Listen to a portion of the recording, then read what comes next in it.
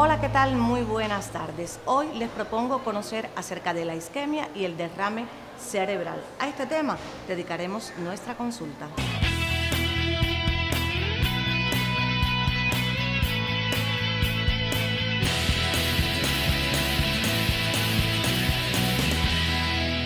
Yo hice una parálisis del lado derecho a través de una noticia que recibí que me provocó eso. Me subió la presión y hice el infarto cerebral.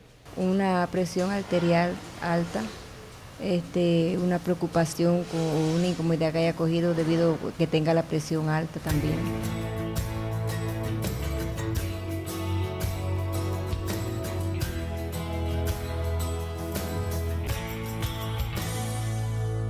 Continuamos este mes visitando la consulta de neurología y le doy las buenas tardes a la doctora Karen Ali Grave de Peralta. Buenas tardes. Doctora, hoy queremos conocer acerca del derrame y la isquemia cerebral. Muchas personas dicen que han padecido una isquemia o un derrame. Como concepto, ¿cómo se definen? Más bien los dos términos se pueden englobar en uno solo, que es el término ictus. Es una palabra que proviene del latín y que define el carácter brusco en que aparecen los síntomas y signos neurológicos y engloba los dos. El derrame, que es la hemorragia, y la isquemia, que es el infarto, ¿ya? Entonces es importante que la población se relacione con estos términos para que pueda comprender cuando le sucede, sobre todo a un familiar o le sucede personalmente. Esto quiere decir entonces que la isquemia es cuando falta el riego sanguíneo.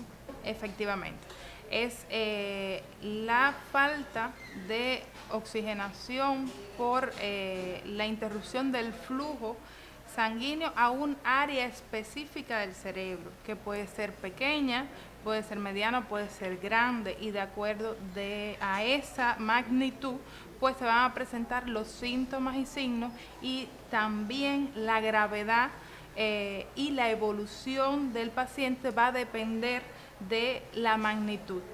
Asimismo, la hemorragia es todo lo contrario, es la ruptura de una arteria y que salga sangre, ya sea dentro del parénquima cerebral, dentro del cerebro como tal, o en sus alrededores. ¿Qué causas condicionan que aparezca o una isquemia o un derrame cerebral? En caso de la isquemia cerebral, en el caso de los infartos cerebrales, tienen múltiples causas. La más frecuente es la aterosclerosis, la acumulación de las placas de ateroma en las arterias principales, que son las encargadas de llevar la sangre al cerebro. Está también la embolización exógena, que viene generalmente del corazón. Y están otras causas que pueden estar determinadas por enfermedades propias de los pacientes, alteraciones en la coagulación, alteraciones en las propias estructuras vasculares. También pueden existir compresiones o disecciones de arterias, son causas menos frecuentes, pero también posibles. En el caso de la hemorragia, pues existen causas primarias y existen causas secundarias. Las causas primarias son aquellas que son propias del paciente, ya sea por una enfermedad degenerativa determinada por la edad o la hipertensión arterial. Es una de las causas primarias más frecuentes. La hipertensión arterial es, sin lugar a dudas, la principal causa de hemorragias en nuestro servicio. Existen otras posibles causas como el uso de anticoagulantes orales, los traumatismos, los aneurismas, las malformaciones vasculares, las alteraciones en la coagulación, que pueden provocar también hemorragias cerebrales espontáneas. La edad constituye un factor de riesgo. Muchas personas refieren que en ancianos, sobre todo en la posición de tener la cabeza mucho tiempo hacia abajo, le provoca esto isquemia cerebral. Existen múltiples factores de riesgo y la edad es uno de ellos. Efectivamente, las personas después de los 50 años tienen mayor riesgo de padecer la enfermedad cerebrovascular, específicamente la enfermedad isquémica o la enfermedad hemorrágica. Es cierto que a medida que van pasando los años, hay mayor riesgo de padecer estas enfermedades y esto está, por supuesto, asociado a otros factores de riesgo, por ejemplo, la obesidad, el alcoholismo, el aumento de las grasas en sangre, sobre todo la hipertrigliceridemia o la hipercolesterolemia, que son factores de riesgo que generalmente se concatenan, se unen y predisponen al paciente a padecer las enfermedades cerebrovasculares, ya sean isquémicas o hemorrágicas. Signos y síntomas de alarma que nos hacen sospechar oportunamente que estamos en presencia ya sea de una isquemia o de un derrame cerebral. Es importante transmitir que pueden ser múltiples los síntomas que puede experimentar un paciente cuando le está sucediendo o una isquemia o una hemorragia. Todos son reflejos de la afectación del sistema nervioso central.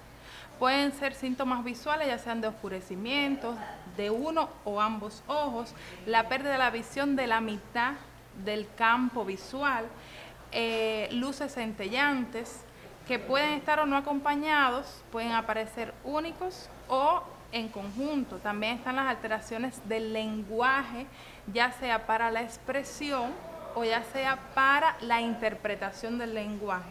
El lenguaje enredado o que el paciente no comprenda lo que se le está hablando. Están las alteraciones de la sensibilidad que pueden aparecer en la cara o en un hemicuerpo, es decir, en la mitad del cuerpo, en un brazo o en una pierna del mismo lado. También está el desequilibrio y están las alteraciones de la marcha. El paciente no puede caminar. Por otra parte, se pueden acompañar o no de cefalea intensa, es decir, dolor de cabeza bien fuerte, vómitos o alteración del nivel de conciencia. Ese paciente que estaba bien y de momento pierde la conciencia bruscamente. Es importante que todo esto tiene como condición la aparición brusca. En un momento estoy bien y en otro momento tengo cualquiera de estos síntomas. Y eso es lo que determina la etiología vascular de ese proceso.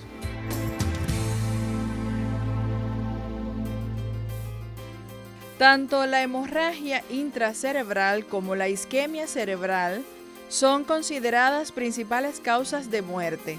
Representan entre el 10 y el 15% del total de las enfermedades cerebrovasculares. La incidencia aumenta con la edad y es más frecuente después de los 55 años. El 70% de los casos se atribuyen a la hipertensión arterial, aunque el alcoholismo y el tabaquismo son igualmente factores de riesgo. Continuamos la conversación en la tarde de hoy con la doctora Karen Ali Grave de Peralta.